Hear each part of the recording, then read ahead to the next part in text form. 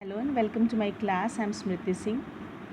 तो फ्रेंड्स, पिछले वीडियो में कुछ प्रॉब्लम हो गई और आधे पर से ही मेरा वीडियो रुक गया था, तो उसके आगे अभी हम कंटिन्यू करेंगे। तो कहाँ पे थे हम?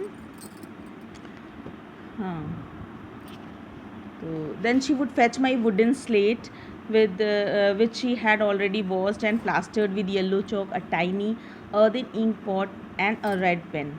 तो वो जो सारा सामान मेरा सुबह सुबह मुझे नाश्ता वाश्ता करा के फिर लेके आती थी, मेरा सारा सामान भी लेके आती थी, संभाल के रखती थी, बंडल करके रखती थी सारी चीज़ों को बाकायदा। बढ़िया सा स्लेट को येलो कलर से पूरा पोत देती थी चौक से। और छोटा सा एक अर्दन इंक पॉट भी था, मिट्टी का इंक पॉट था, रेड कलर की पेन थी। Tie them in all in a bundle and hand it to me.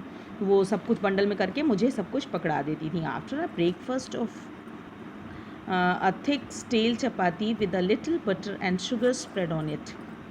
वो फिर भैया नाश्ते में मेरे लिए क्या लेके आती थी? वो रात की बासी रोटी जो रखी रहती थी उसमें बटर लगा के और इस पर चीनी डाल करके ले आती थी।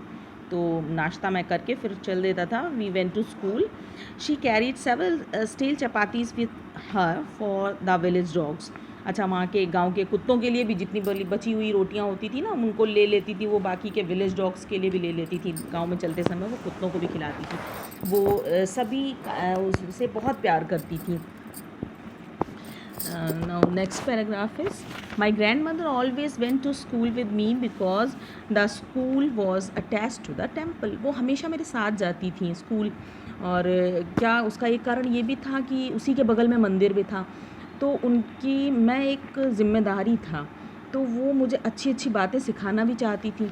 तो वो मुझे जब लेके जाती थी तो the priest taught us the alphabet and the morning prayers. वहाँ पे वो अच्छी अच्छी सी प्रार्थना हमें सिखाया करते थे प्रीस्ट जो थे, वहाँ के जो पुजारी थे मंदिर के। While the children sat in the rows on either side of the veranda. हम लोग एक साइड में, वरांदा के साइड में बैठते थे, सिंगिंग द अल्फ़ाबेट और the prayers in a chorus. वो कोरस यानी ग्रुप्स में वो एक साथ चैंटिंग करते थे, गाते थे प्रेयर्स को, और हम उन्हें चुपचाप एक बरामदे में एक तरफ बैठ करके सुना करते थे। My grand mother sat in side reading the scriptures. और जो हमारी ग्रैंड मदर थी वो जो वहाँ के स्क्रिप्चर्स यानी रिलीजियस बुक्स जो वहाँ की थी, धार्मिक ग्रंथ जो हुआ करते थे, वो उनको अंदर बैठ करके रीड किया करती थी। When we had both finished, जब हम दोनों ही अपना सब काम ख़त्म कर लेते थे, we would walk back together, और हम दोनों फिर साथ में ही वापस आ जाते थे। This time the village dogs would meet us at the temple. तो और वो जो गांव के कुत्ते थे ना, वो सब भी बिल्कुल उनको पता था कि लौटते समय रोज़ ये हमें रोटियां देंगी, तो वो उसी दरवाजे पे ही खड़े रहते थे। They followed us to our home growling and fighting with each other for the chapatis we threw to them. और वो सब जब चपाती फेंकी जाती थी तो वो सब उसी एक चपाती के टुकड़े के लिए फिर फाइटिंग भी करते थे, ग्रॉलिंग करते थे, गुर्राते खाते वहाँ से हमारे पीछे पीछे ये आते थे। Next paragraph is, when my parents were comfortably settled in the city. अच्छा, फिर आगे क्या होता है कि इतना तो ऑथर जो बता रहे हैं वो इन्होंने जो भी बताया है वो अपनी दादी के साथ का बताया है जब तक वो वहाँ पे थे। लेकिन अब आगे क्या होता है कि जब इनके पेरेंट्स वहाँ पे कंफर्टेबली सेटल हो जाते हैं, आराम से सिटी में, शहर में जब वो सेटल हो जाते हैं, तो क्या होता है कि फिर दे सेंड फॉर अस।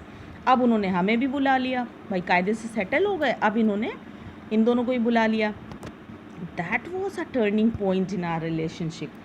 वो हमारे लिए बड़ा टर्निंग पॉइंट था, यानी एन इम्पॉर्टेंट पॉइंट, एक बहुत ही महत्वपूर्ण समय था हमारी फ्रेंडशिप के लिए, हमारे और हमारे दादी के बीच। क्यों? क्योंकि अब हमारे माता पिता भी तो आ रहे हैं ना साथ में। अभी तक मैं पूरी तरह से अपनी दादी पे डिपेंड था और हमारे और दादी के अलावा और कोई नहीं था, लेकिन अब हमारे बीच और भी रिश्ते आने वाले हैं। तो ये जो है समय, ये एक टर्निंग पॉइंट था ऑथर की फ्रेंडशिप का। Although we shared the same room, my grandmother no longer came to school with me. अच्छा, वहाँ जब गए तो भाई एक कमरे में तो रह रहे थे, लेकिन क्या था कि बहुत दिनों तक इनके साथ वो स्कूल तो गई नहीं। अब जैसे छोटा सा था तब तक तो वो उनको स्कूल लेकर के जाती थी, लेकर के आती थी, लेकिन अब जो है शहर में ये उनको लेके नहीं जाती थी। I used to go to an English school in a motor bus क्यों नहीं लेके जाती थी, क्योंकि अब बच्चा जो है वो बस से जाता था। ऑथर बस से जाने लगे थे तो उनकी दादी का जाना ख़त्म हो गया उनके साथ। There were no dogs in the street. अच्छा, दूसरी हैबिट क्या ख़त्म हुई? दूसरी हैबिट कि वहाँ गलियों में कुत्ते नहीं थे। And she took to feeding sparrows in the courtyard of our city house. तो वो क्या करने लगी कि हमारे शहर वाले घर में गौरिया चिड़िया जो आती थी, स्पैरोज़, उनको ये कोर्टयार्ड यानी घर के आंगन में दाने खिलाने लगी, वो उनको खिलाने लगी। तो इस तरीके से उनकी हैबिट्स जो हैं वो चेंज होने लगी धीरे धीरे। As the years rolled by we saw less of each other. जैसे जैसे दिन बीतता गया, रोल्ड बाई माने पास्ट, जैसे जैसे दिन बीता वैसे वैसे हमारे बीच मुलाकातें कम होने लगी, हम एक दूसरे को कम देख पाते थे। For some time she continued to wake me up and get me ready for school. When I came back, she would ask me what the teacher had taught me.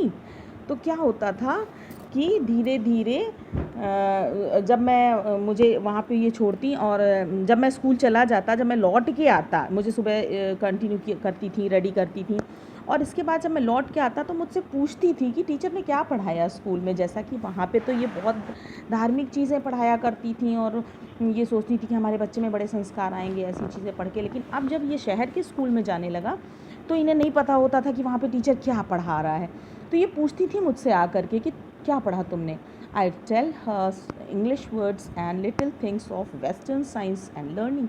अच्छा, मैं उन्हें पश्चिमी सभ्यता और पश्चिमी विज्ञान के बारे में, पाश्चात्य विज्ञान के बारे में बताता था, अपनी शिक्षा के बारे में बताता था, और जो कि थोड़े से इंग्लिश वर्ड भी उसमें यूज़ करता था।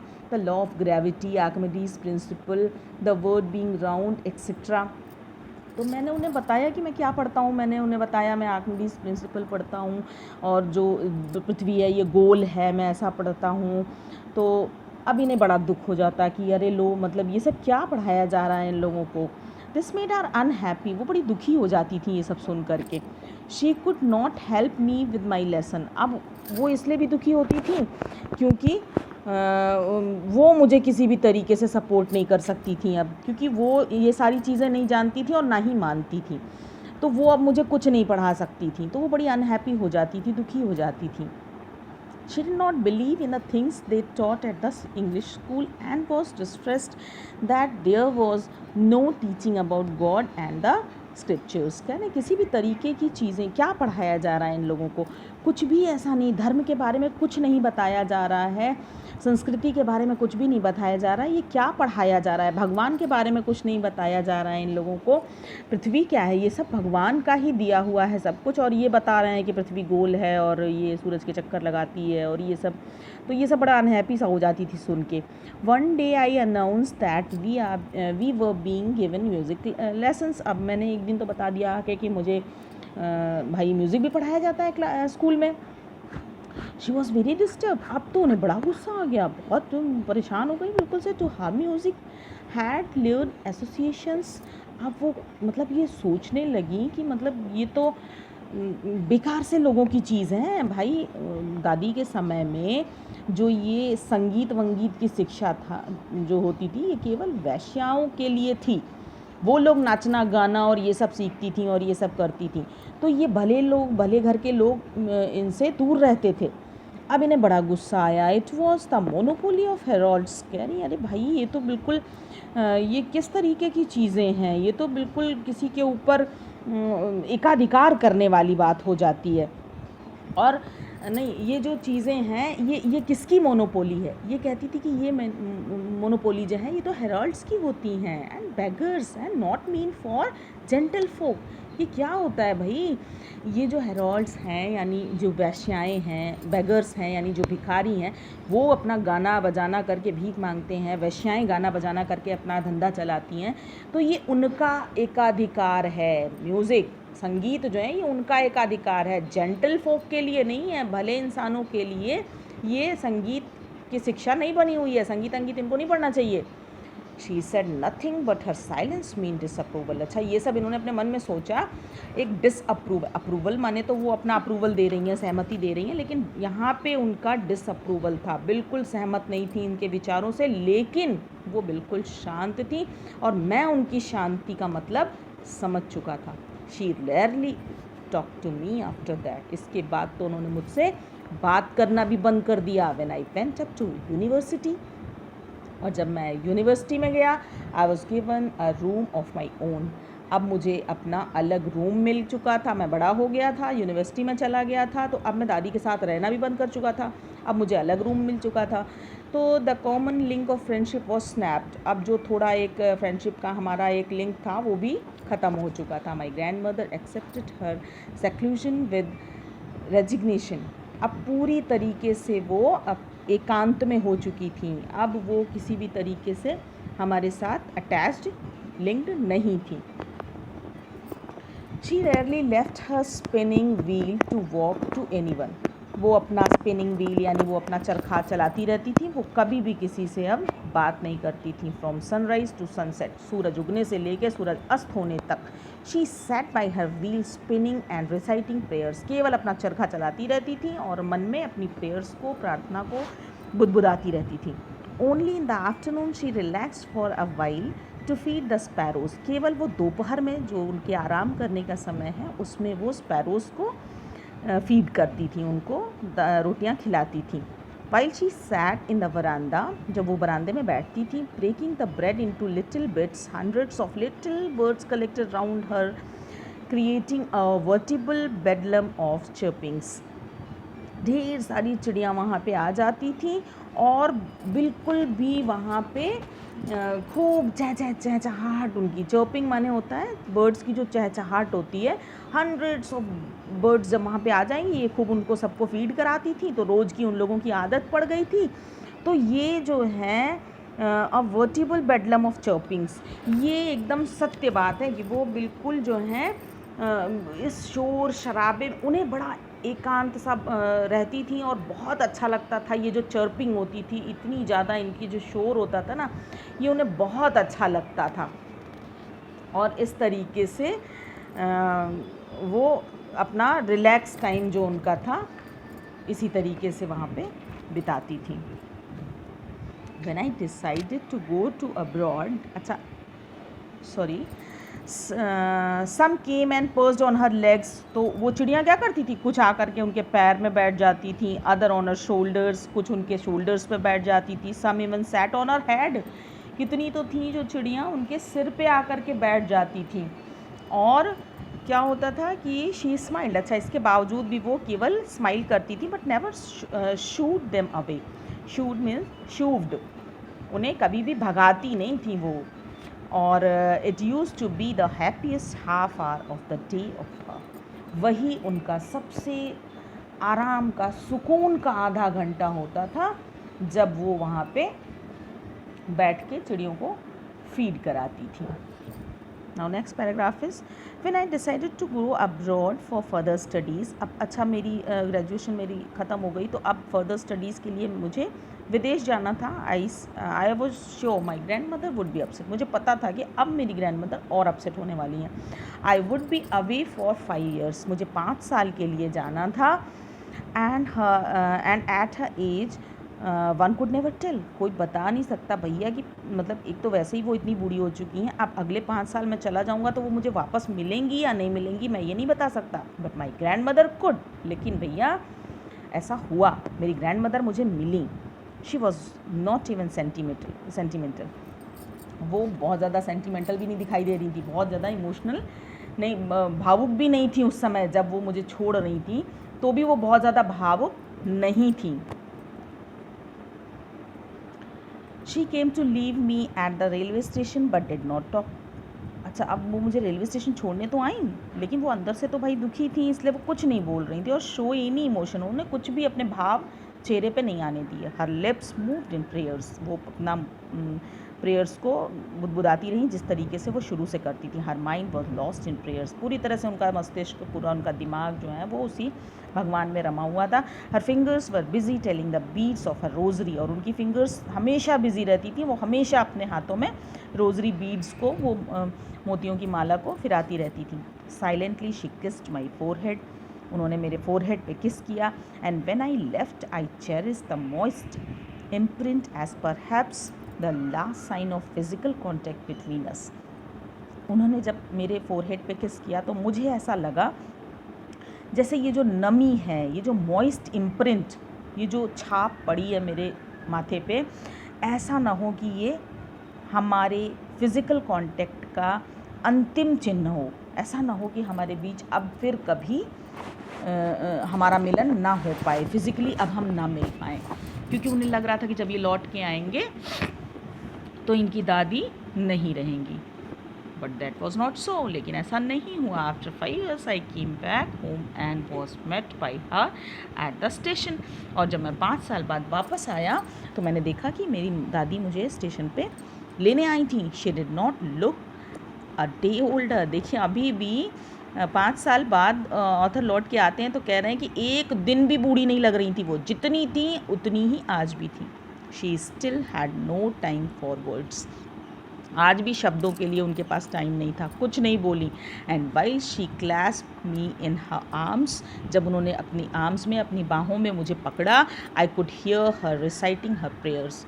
मैं उनकी उन इनऑडिबल प्रेयर्स को सुन सकता था। Even on the first day of my arrival, पहला दिन था मेरे लौट के आने का, her happiest moment was with her sparrows whom she fed longer and with frivolous rebuke। तो उनका जो ये समय था वो बहुत ही खुशी का क्षण था उनके लिए।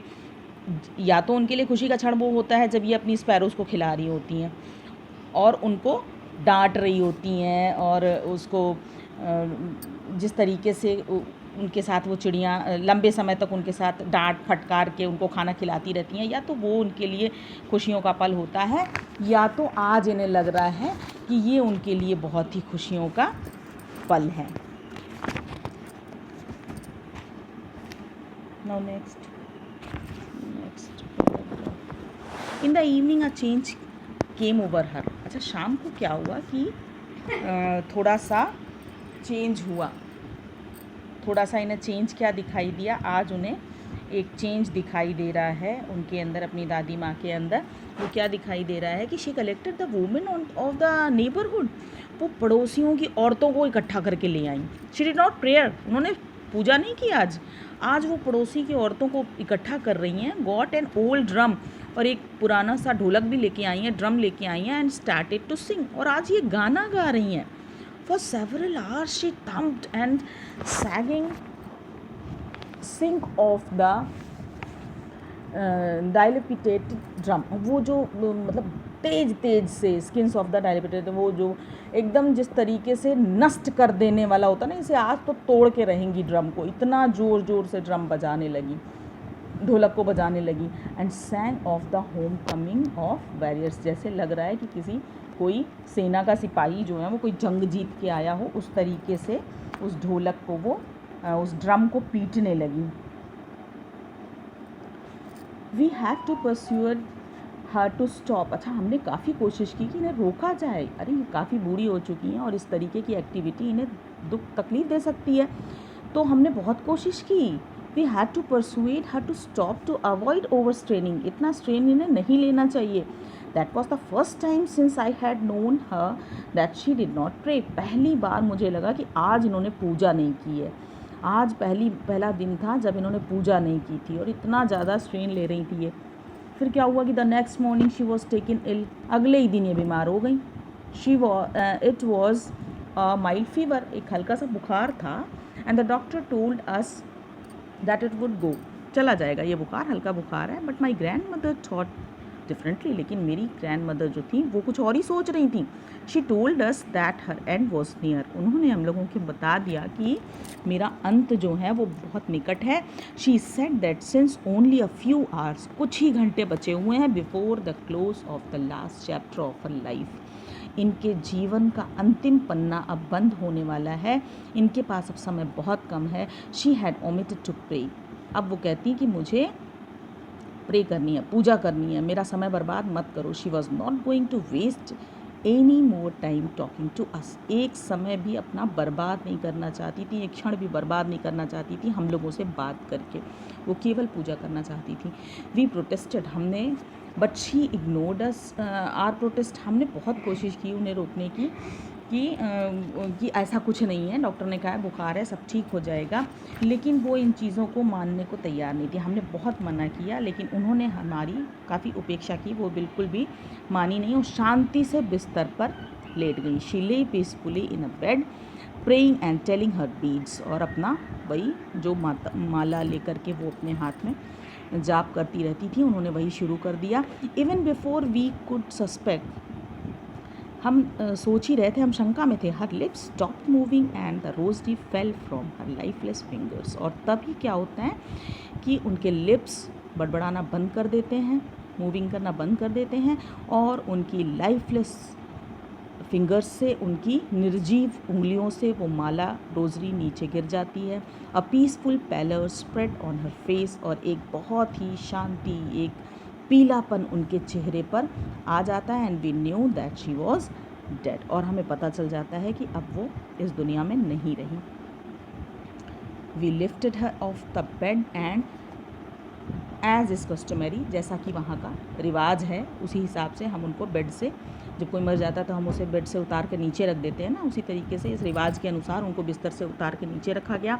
Lead her on the ground and covered her with a red shawl, और उनको रेड कलर की शॉल एक ऊपर से उड़ा दी जाती है। जिस तरीके से सभी को उड़ाया जाता है उसी तरीके से उनको भी उड़ा दिया जाता है और ज़मीन पे लेटा दिया जाता है।